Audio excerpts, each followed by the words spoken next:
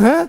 E que ela criou o parágrafo 3º, dizendo o quê? Que companhia aberta deve obedecer também às normas expedidas pela Comissão de Valores Mobiliários. Muito bem. Só que você viu também que a Lei 11.638 de 2007, abrindo mais um parênteses aqui, ela permitiu o quê? Que o Brasil fizesse a convergência para as normas expedidas pelo IASB. Certo aí? Ah, mas se o Brasil convergiu para as normas do IASB, não dá mais para agora ficar criando alterações só para o Brasil. Ah, então tem que mudar dar uma mexidinha aqui. Foi criado o parágrafo 5º. Certo? A Lei 11.638 criou aqui o parágrafo 5º, dizendo, olha, CVM, você vai normatizar sim para as companhias abertas. Só que daqui por diante, as normas expedidas pela CVM têm que ser em consonância com as normas dos considerados países principais mercados de capitais. O que ele quer dizer? Porque os países dos chamados principais mercados de capitais já estão em contabilidade internacional. O que se quis dizer aqui? Olha, a CVM não está normatizando a companhia aberta, principalmente se houver aí uma crise que venha afetar o mercado, para baixar uma norma da noite para o dia e não ter que depender do Congresso Nacional? Pois bem, então, ele está dizendo o seguinte, ó, se ocorrer aí um problema de uma crise, onde estiver havendo aí fuga de capital estrangeiro, a CVM vai normatizar, não com uma norma própria, de qualquer jeito, ela vai ter que normatizar aqui exatamente conforme esses principais países do mundo já fizeram acordos internacionais para regular nessas circunstâncias. Então, a CVM vai normatizar do jeitinho que nem, por assim dizer, que se normatizaria o Canadá, os Estados Unidos, o Japão, a Europa. Qual é o propósito aqui? É que se a CVM teve uma crise, né, está havendo fuga de capital estrangeiro, a CVM baixou uma norma para o dia seguinte, dizendo, não, vocês não precisam sair do Brasil. Por quê? Porque, para que levar o capital daqui para o Canadá? Porque a regra que está sendo adotada aqui está sendo adotada lá. A crise é mundial. Né? Então, esse é o propósito. Tá ok? Então, conclusão. As normas da CVM, a partir da convergência para a contabilidade internacional, também terá que ser em consonância com as normas internacionais de contabilidade. Não é simplesmente a CVM chegar e regular do jeito que quiser. Tá ok? Aqui fica uma crítica. Né? O que acontece? As agências reguladoras. Os contadores de agência reguladora têm que obedecer quais normas? A Lei 6.404 e também o quê? As normas da agência reguladora. Só que a agência reguladora no Brasil, ela tinha que estar adotando o que? As normas CPCs. Elas adotaram.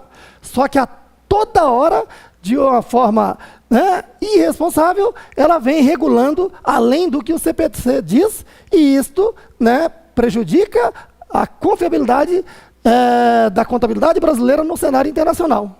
É só uma crítica. Certo aí? Mas aí o que fazer? O contador obedece a quem? Obedece a norma da agência reguladora. Né? Do contrário, a agência reguladora multa a empresa. Tá ok? A agência reguladora é que não está contribuindo com o país, né, sabendo que o Brasil assinou um protocolo de convergência para a contabilidade internacional. Correto aí? Só uma crítica. Muito bem. Agora sim podemos dar continuidade. Olha só. Estamos falando das demonstrações obrigatórias.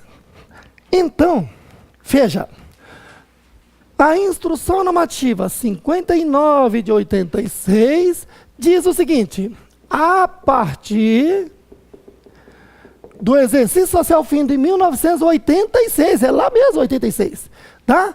Que a companhia aberta passa a estar obrigada A demonstração das mutações do patrimônio líquido no lugar da demonstração de lucros e prejuízo acumulado. Então, o que acontece? Essa instrução normativa, que tem força de lei para a companhia aberta, está dizendo que, a partir de 86, a DMPL é a demonstração obrigatória no lugar da DLPA. Dessa forma, podemos concluir que, para a companhia aberta, quais são as demonstrações obrigatórias? Balanço patrimonial, sempre lembrando das duas principais demonstrações. Balanço patrimonial, o que mais? Demonstração do resultado do exercício. Agora o resto. Quais? No lugar da DLPA, DMPL. Essa é a novidade. O que mais? A demonstração de fluxo de caixa. O que mais? A demonstração do valor adicionado. Certo aí? Tá bom. E aí, o que acontece? Um detalhe importante. Estamos falando de demonstrações financeiras obrigatórias, porque assim diz a Lei 6.404. E aí, nós temos o CPC 26, que lá no seu item 81, diz o seguinte, são demonstrações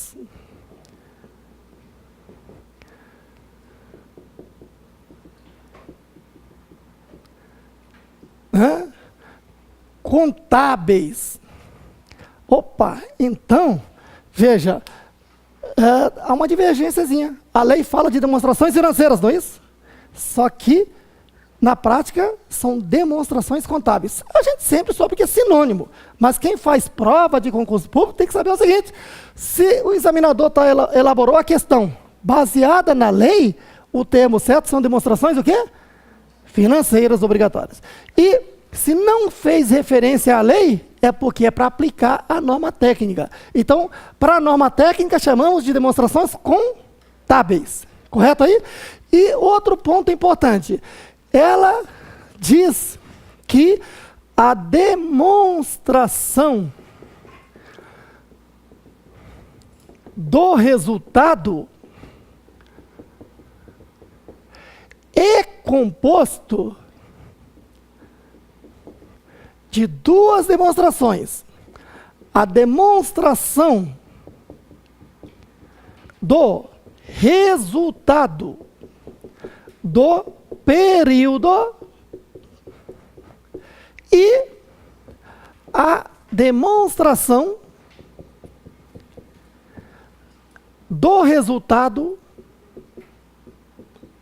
abrangente. Certo aí? Bom, essa primeira demonstração aí, cuidado, né? Porque alguns estão indo muito ao pé da letra, indo para a literalidade, dizendo, olha, que agora não existe mais demonstração do resultado do exercício, agora é só demonstração do resultado. Cuidado. Demonstração do resultado é o título. E ela é composta de quê? Ela é composta de demonstração do resultado do período e demonstração do resultado abrangente. Tudo bem, esta última é a demonstração do resultado DRA. E essa primeira eu vou chamar de DRP?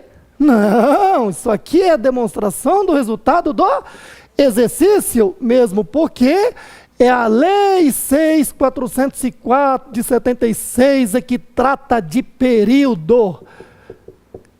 E o período aqui é o exercício social previsto lá no seu artigo 175. Então, por isso é que esse período deve ser interpretado como exercício. Daí, o título, sim, é a demonstração do resultado do exercício. Mas isso é assim pela norma brasileira de contabilidade? Sim, o CPC 26 foi convertido em norma brasileira de contabilidade. Entendido aí? Beleza.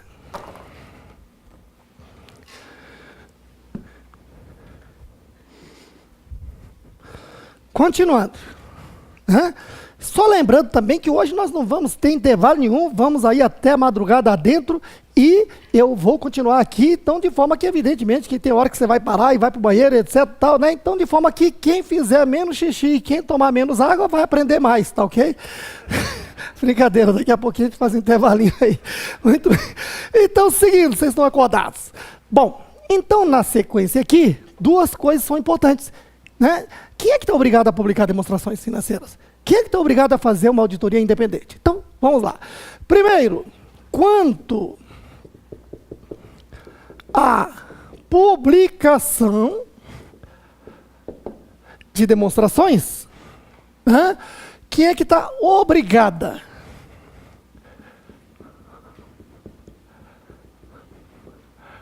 As SAs. Quais? Todas as companhias abertas e as companhias fechadas, exceto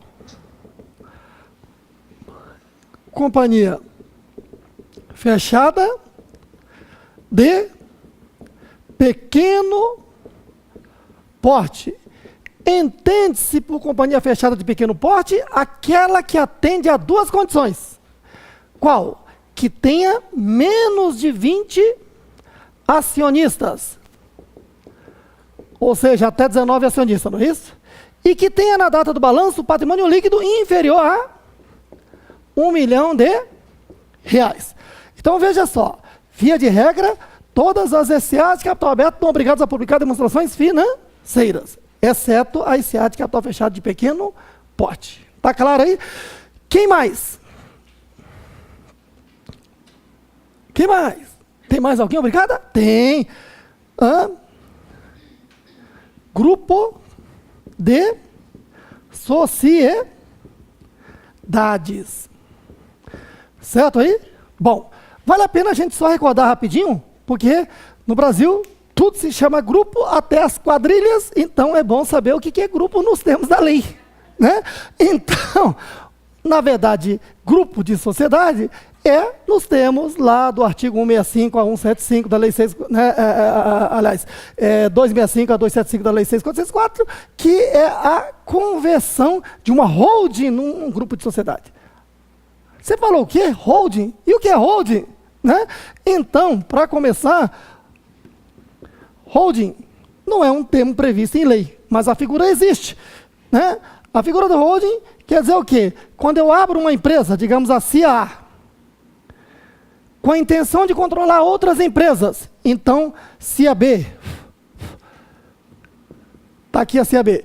Então a CIA tem uma participação societária no capital da CIA B com controle, ou seja, ela possui o maior número de ações ordinárias e detém o quê? As deliberações de escolher a maioria dos administradores, não é isso? Ela tem esse direito e ainda governar a CIA B, mandar na CIA B.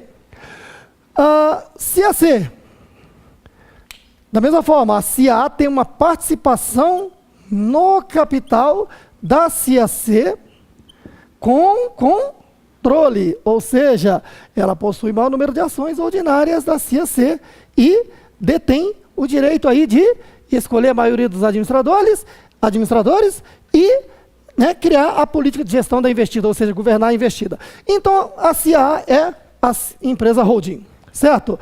Agora, veja que é uma figura, né, a figura da holding existe, mas quem sabe disso são somente os que participam. Você que está fora, você não sabe disso. Certo? Isso não é publicado em lugar nenhum, porque a lei não exige, certo? Mas essa é a figura da holding, tá ok? Existe a holding pura, que no seu contrato social diz que o objetivo dela é controlar outras empresas, ponto. E existe a holding mista, ela tem uma atividade própria de comprar e vender, prestar serviço ou fabricar produtos, mas paralelamente a isso ela também controla as outras empresas, isso é holding mista, tá ok? Agora, às vezes, a holding está perdendo a oportunidade, né? Porque esta empresa B aqui é uma empresa né, de média para baixo, e ela não está usando o poder de barganha de que ela faz parte de um grupo importante. Então, o que é que diz? A lei está dizendo que essa holding pode fazer uma convenção, né? E pegar esse documento de convenção aqui e registrar na junta comercial. E é necessário que, no razão ou denominação social, usar a terminação, né, grupo X ou Y, porque a partir daqui, né, esse conglomerado se chama o quê? Grupo de sociedades, nos termos de quem? Da lei